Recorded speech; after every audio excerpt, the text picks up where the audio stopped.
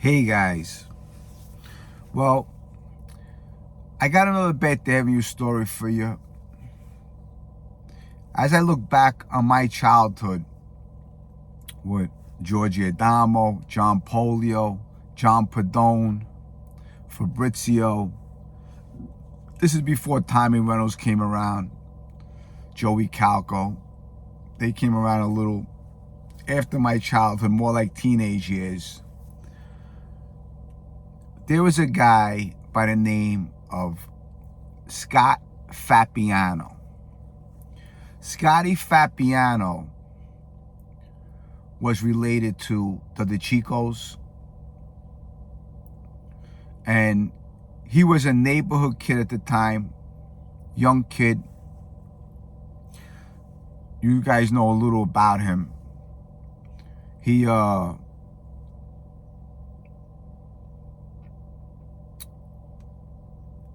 He was a wannabe wise guy. He ended up getting accused of raping a cop's wife, and he got 25 years. And then after doing 25, there was some kind of evidence where he was released because of a cigarette butt. It didn't have his DNA on it. But they say that the real culprit in that story was a guy by the name of Frankie Mariconda. That Frankie Mariconda was the guy who raped the cop's wife. Because when they broke into the house, there was two guys. When they broke into this cop's house, there was a guy.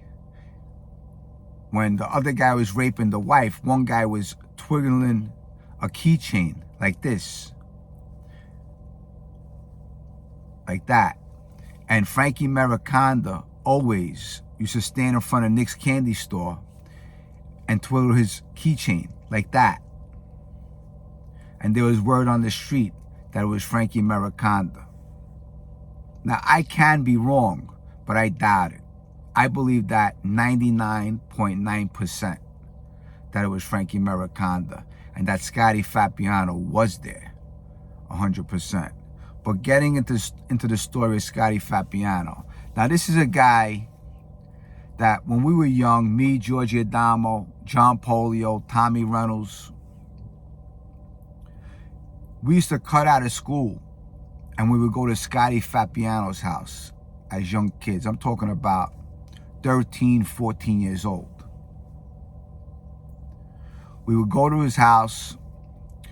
We would play Knuckles, a game of Knuckles. You would get dealt 4 cards. And if you got dealt a club, a spade, a diamond, and a heart, right away you're out of the game. So that's what you want. Because if whatever cards were left in your hand at the end of the game, the last guy with the cards in his hand is the guy who gets the knuckles. And our fist used to be swollen and beat up. And that's a game we used to play. But Scotty, what he did was he upped the game. And he introduced us to cocaine as young kids, 13, 14 years old. And he would put a pile of cocaine on the table. And he would cut it up.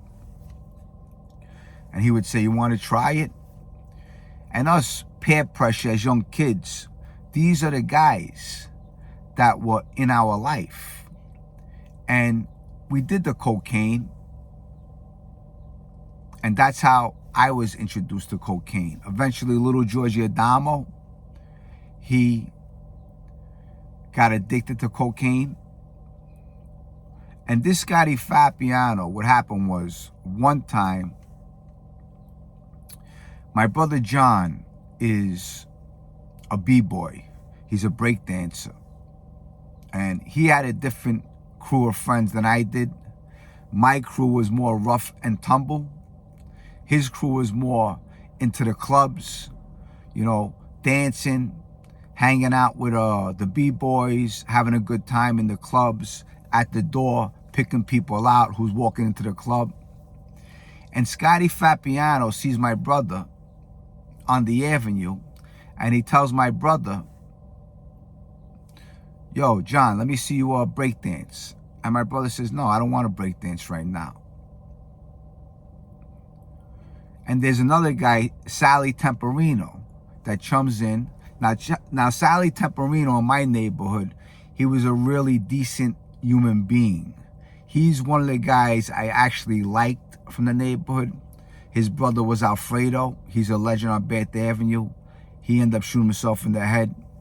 And Joey Temperino, he's gone too. All three of them are gone already. Joey Temperino, I think he passed away, heart attack or something. Sally Temperino passed away robbing a bar. But Sal Temperino was always a class act. Every time we walked in Nick's candy store, he always said hello.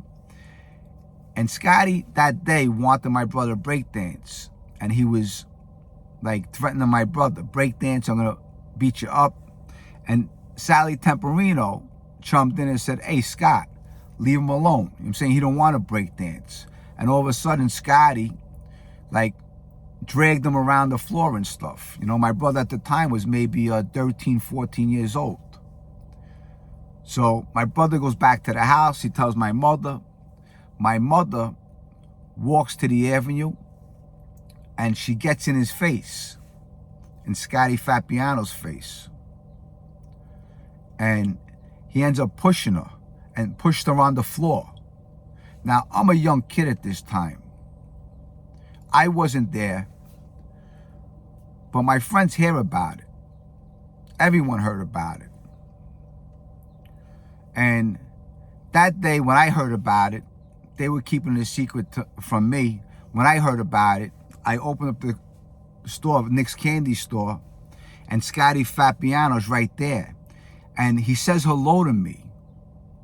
And then he realizes that that was my mother he pushed on the floor. When he said hello to me, I ignored him. And then I said, you threw my mother on the floor? I said, you're nothing but a piece of fucking shit. From that day on, I never talked to Scotty Fappiano again. But my friends as kids did. And they knew what he did to my mother. Maybe they were scared to not say hello to him. But that day on, I never spoke to him again. Then Frankie the Chico barred him off of Bath Avenue for a little while. And then eventually Scotty got picked up for the rape charge with the cop's wife. But Scotty Fappiano was one of the guys from my neighborhood, Bath Avenue. He did 25 years in prison for raping a cop's wife. Eventually, there was evidence that exonerated him. But there's no doubt in my mind that he was there in that house when that cop's wife was raped, and Frankie Mericonda was the guy that raped the cop too, the cop's wife. So this is a quick Bath Avenue story. I got a lot of stories like this caliber. I do want to do more stories.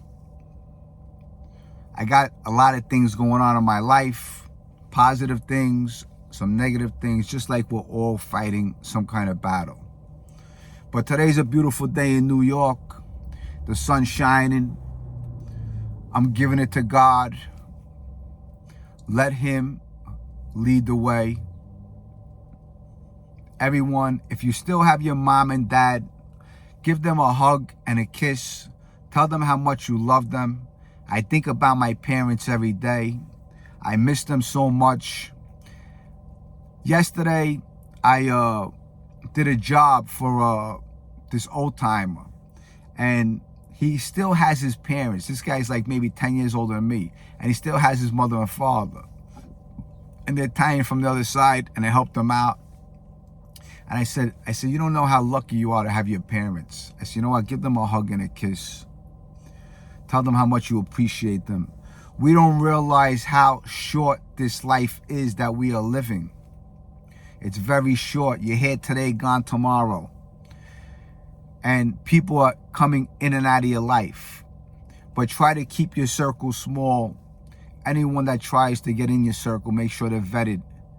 Because you have a lot of people that are not who they say they are. I hope you enjoyed my Bath Avenue story. Some words of wisdom from me.